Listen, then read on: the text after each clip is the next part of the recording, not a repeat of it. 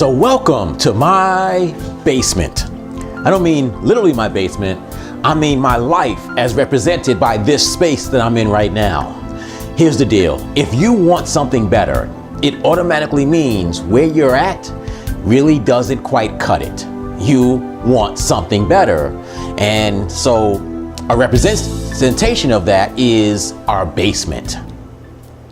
Our basement is where we presently reside. Now, let's say that you make $20,000 a year, you're overweight, you're out of shape, you're flat broke, but you're happy.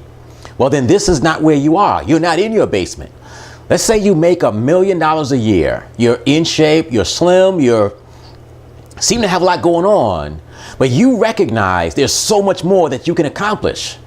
And you're dissatisfied with where you are, despite your great income, then you're in the basement. See, the basement is a metaphorical term for how you feel about where you live. And I don't mean any basement, not a man cave, not a finished basement, but this baggage, unfinished. There's water on the floor. It's damp, it's dark. It's absolutely uncomfortable. And that's why you want something better, because you're not happy. Now, it just so happens that today I wore my most complimented tie and shirt combination. I get more comments about this than any other shirt and tie I wear. So you see, you can look good and still feel terrible about where you are. And a lot of people go through life like that. They are in debt, but they drive a nice car. They are literally broke, making 10% of what they could make, but they look good. The key is how you feel about where you are. So the talent optimization process starts with everyone in their basement, or life as represented by a dank, dark, dirty, dingy, dull, and uncomfortable basement.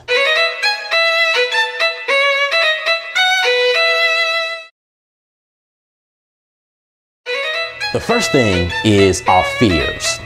And we fear things that are outside of us, things that we don't perceive we have any control over.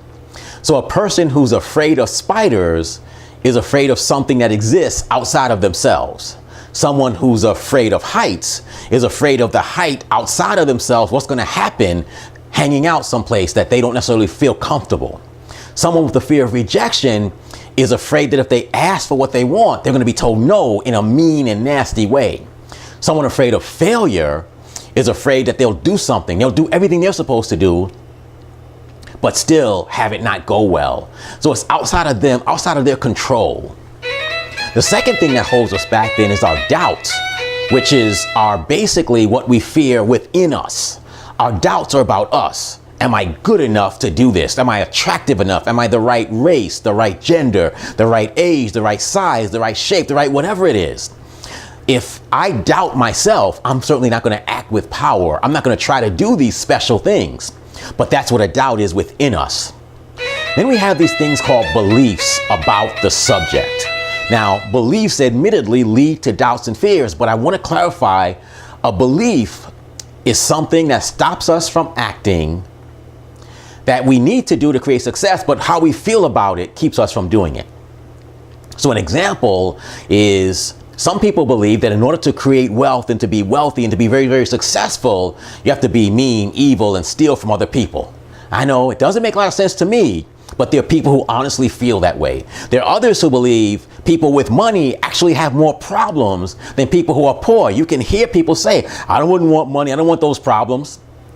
But beliefs about the subject that we're into really, really can hold us back. And I'll give you one about health and fitness really quick. I once met a woman who once in her life was beautiful, a 10, drop dead gorgeous, as told by her friend.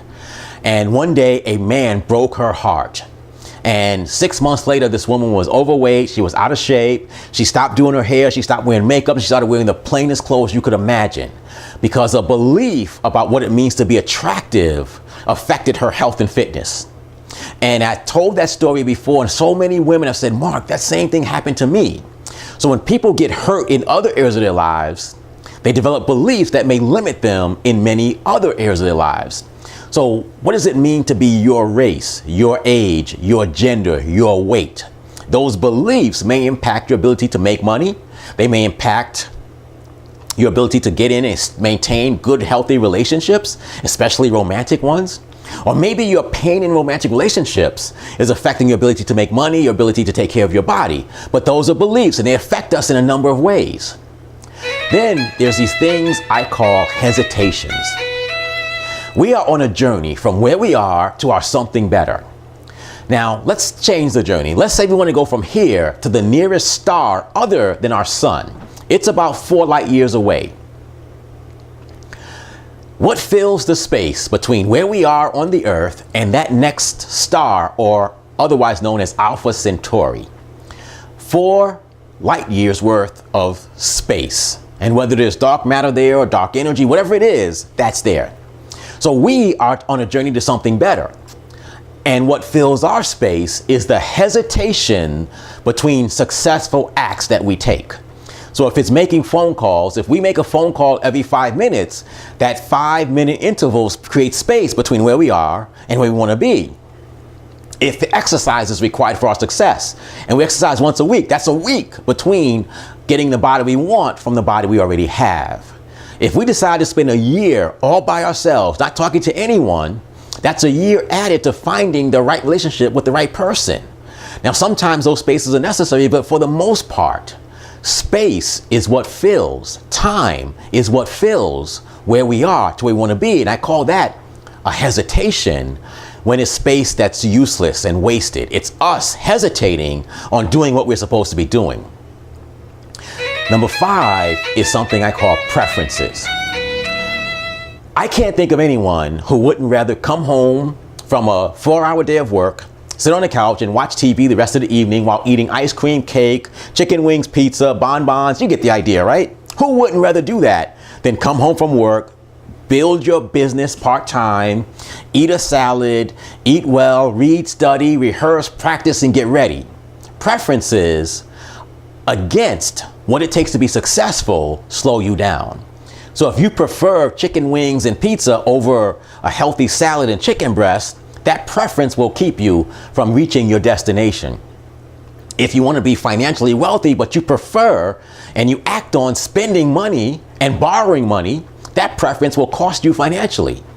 If you know that you're supposed to work a complete day where you're supposed to make phone calls, make contacts, but you prefer to do paperwork because it's more fun and it's easier, that preference is going to keep you from being successful. And the 6th one is a pattern. As we go through life, we develop patterns, and those patterns, if not conducive to success, create problems for us. An example is after I eat a meal, any meal except breakfast, I want to eat something sweet. So after lunch, a piece of cake would be nice. After dinner, a cookie, pie, potato chips, that would be really nice. That's a pattern that has existed in my life as long as I can remember. So I have to address that pattern, or I'm going to be a lot bigger than I am right now. And the way I do that is I don't bring sweets home, so I don't have a choice. I can't eat them. I can look everywhere in my house, but there's no sweets for me to eat. So that's how I deal with that pattern. We all have patterns. There are certain things that trigger us to eat certain foods, trigger us to spend money, trigger us to take drugs, smoke cigarettes, drink alcohol, gamble. Once we understand those patterns, we can address them. But if those patterns control us, they'll keep us in this basement for as long as we can live, literally. So we have, on the one hand, these great desires. We have this talent, we have these abilities, we have this specialized knowledge.